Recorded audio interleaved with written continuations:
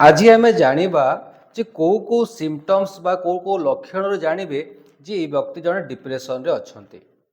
मु सच्चिदानंद नाथ consultant psychologist.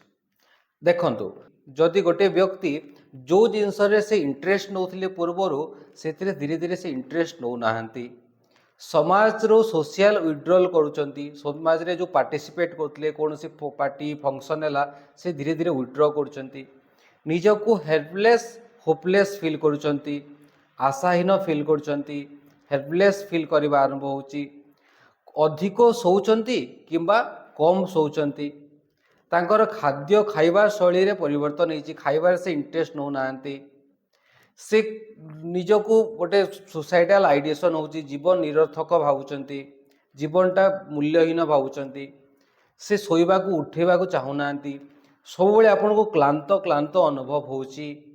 जदि ये सब लक्षण 15 दिन रु अधिक दिन धरी रुहे आमे ताको डिप्रेशन डायग्नोसिस करिथाउ।